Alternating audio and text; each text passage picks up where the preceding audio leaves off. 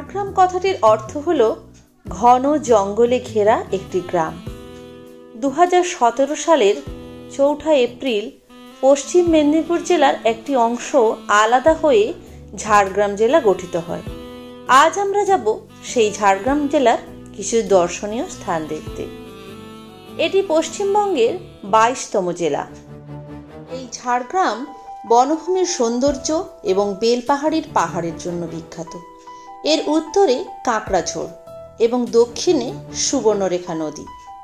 প্রায় 450 বছরের প্রাচীন মন্দির, রাজপ্রাসাদ এবং শালের জঙ্গলের ফাঁকে ফাঁকে পড়ন্ত সূর্যের আলোর খেলা, ঝর্ণার কলতান, সুবর্ণরেখা, ডুলুং, তারাফেনী নদীর প্রবাহ মানুষকে এক মুহূর্তে আপন করে নেয়।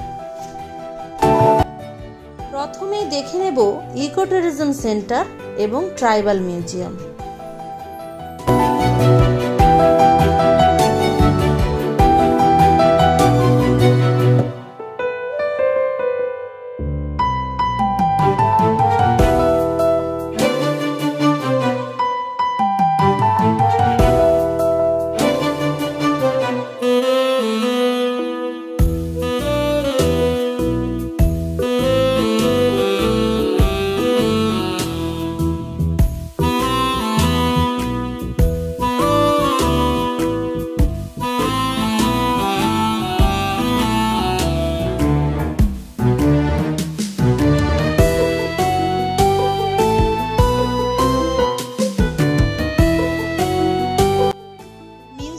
ভেতরটা আর দেখাতে পারলাম না, কারণ 11টা পর্যন্ত অপেক্ষা না করে বেরিয়ে পড়লাম রাজবাড়ি দেখার উদ্দেশ্যে।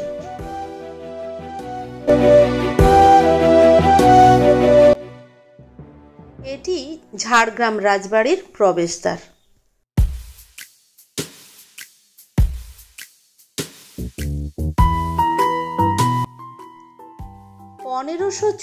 খ্রিস্টাব্দে রাজা মানসিংহ মোগল রাজ আকবরের আদেশে বাংলা জয় করতে এসেছিলেন।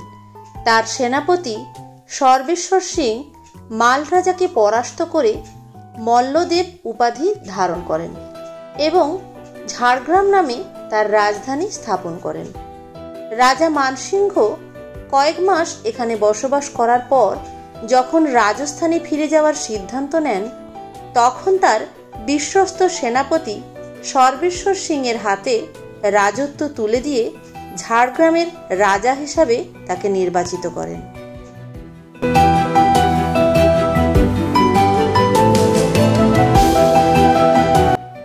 ওয়েস্ট বেঙ্গল ট্যুরিজমের ওয়েবসাইট থেকে বুকিং করে আসলে তবেই ভেতরে ঢোকার অনুমতি মেলে।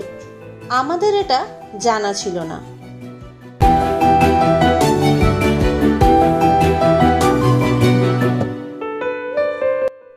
এরপর দেখে নিন ঝাড়গ্রাম চিড়িয়াখানা।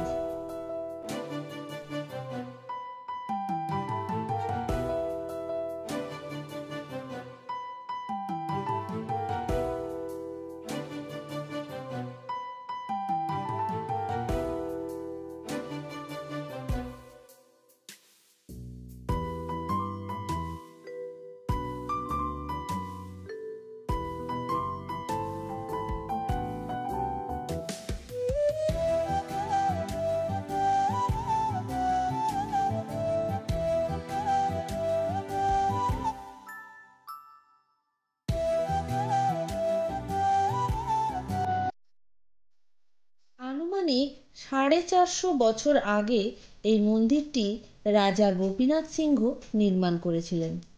কথিত আছে রাজা গোপীনাথ স্বপ্নে এক মায়ের মূর্তি দর্শন করেন আর তারপরেই এই মন্দিরের প্রতিষ্ঠা করেন। এখানকার মানুষের কাছে এই মন্দির খুব জাগ্রত। বলা হয় এই মন্দিরের দেবী অষ্টমীর রাতে নিজের ভোগ রান্না নিজেই করেন। এক সময় এখানে নরবলি হতো। এখনো মোষ বা পাঁঠা বলি হয় বিশেষ রীতি মেনে। ঝাড়গ্রাম থেকে প্রায় 15 কিলোমিটার দূরে ডুলুং নদীর ধারে গভীর জঙ্গলে ঘেরা এই মন্দির। দেবী এখানে অশ্বারোহী চতুর্ভুজা। 1960 সালে আসল মূর্তিটি চুরি হয়ে যায়। 1996 সালে রাজা গোপীনাথের বংশধররা অষ্টধাতুর কনক দুর্গার একটি রেপ্লিকা মন্দিরে প্রতিষ্ঠা করেন।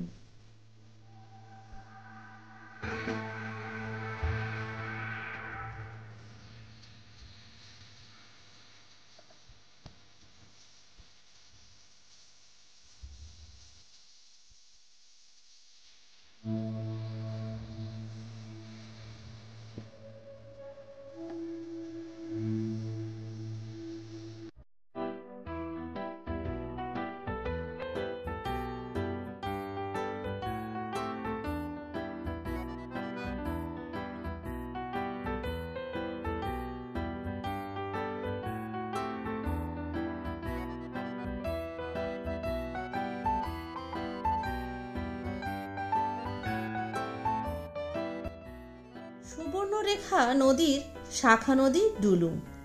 ছোটনাগপুর মালভূমির বুকেই এর উৎপত্তি। এই ডুলুং নদী ঝাড়গ্রামের ওপর দিয়ে বয়ে গোপীবল্লভপুর হয়ে আবারও মিশেছে সেই সুবর্ণরেখা নদীতেই। তার চলার পথে রেখে গেছে কিছু রূপকথার সাক্ষী। কনক দুর্গা মন্দিরের একেবারে পেছন দিয়ে বয়ে গেছে এই নদী। এরপর চলে আসুন চিল্কিগড় রাজবাড়ি। ঝাড়গ্রাম শহর থেকে 13 কিলোমিটার দূরে ডুলুং নদী এবং কনক দুর্গা মন্দিরের কিছুটা দূরেই চিল্কিগড় রাজবাড়ি। বড় রাস্তার উপরেই রাজবাড়িটি। উন্মুক্ত প্রবেশদ্বার, বাঁদিকে একটা বেশ পুরনো অশ্বত্থ গাছ। প্রায় 300 বছর আগে জামবনির রাজা ছিলেন গোপীনাথ সিংহ। চিল্কিগড় ছিল তার রাজধানী। রাজা গোপীনাথ সিংহের কোনো পুত্র ছিল না। একমাত্র কন্যা সুবর্ণমণির সাথে পার্শ্ববর্তী ধলভূমগড়ের রাজা জগন্নাথ সিংহের বিবাহ হয়। 1765 সালে রাজা গোপীনাথ সিংহের মৃত্যুর পর এই চিল্কিগড়ের রাজা হন জগন্নাথ সিংহ। বর্তমানে সম্পূর্ণ ধ্বংসস্তূপ না হলেও সর্বত্র অবহেলার ছাপ নিয়ে দাঁড়িয়ে আছে এই রাজবাড়ি। মূল প্রাসাদে রাজবাড়ির বংশধরেরা বসবাস করেন। বাইরে থেকে এক নজরে দেখেই বোঝা যায় একসময় এর সৌন্দর্য কি ছিল। আমার তো বেশ ভালোই লেগেছে।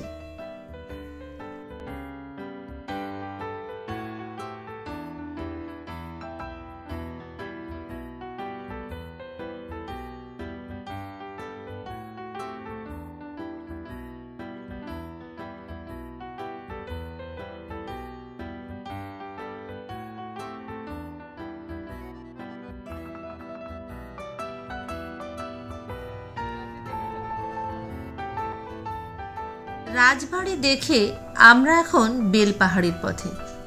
বেলপাহাড়ি থেকে 7 কিলোমিটার উত্তরে গেলেই কালো পাথরের গিরিখাদের দেখা পাবেন, যার মধ্যে দিয়ে পাহাড়ি ঝর্ণা বয়ে গেছে। এটিই হলো ঘাগরা জলপ্রপাত। ঘাগরা শব্দটি গাগরা থেকে এসেছে। স্থানীয় ভাষায় গাগরা কথার অর্থ জল ভরার কলস। এই গিরিখাতটি দেখতে কলসির মতো, তাই এর নাম ঘাগরা।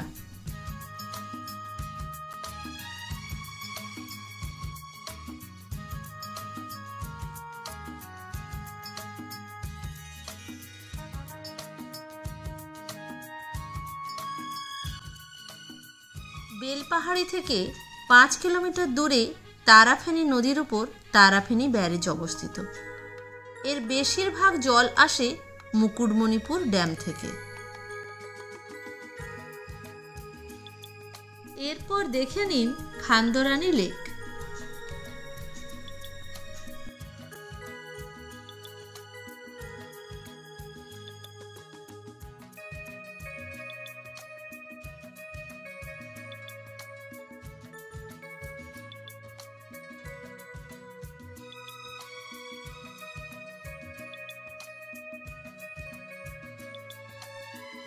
রানীবাঁধ থেকে ঝিলিমিলি যাওয়ার পথের দুধারে চোখ জুড়ানো অরণ্যের সৌন্দর্য দেখা যায়।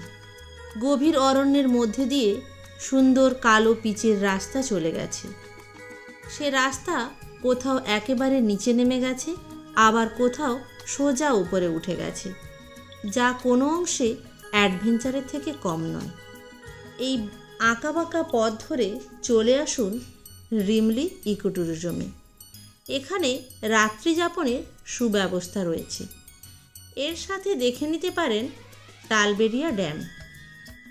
অরণ্যের সূর্যাস্ত আমরা এই তালবেড়িয়া ড্যাম থেকেই উপভোগ করেছিলাম।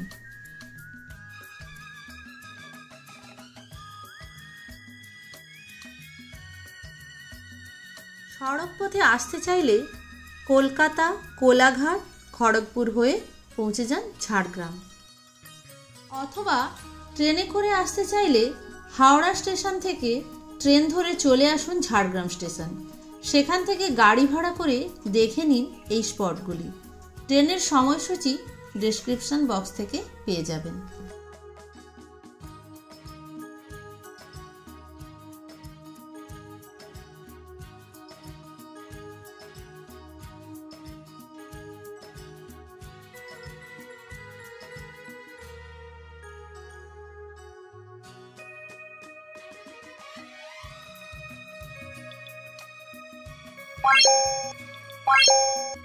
Bye.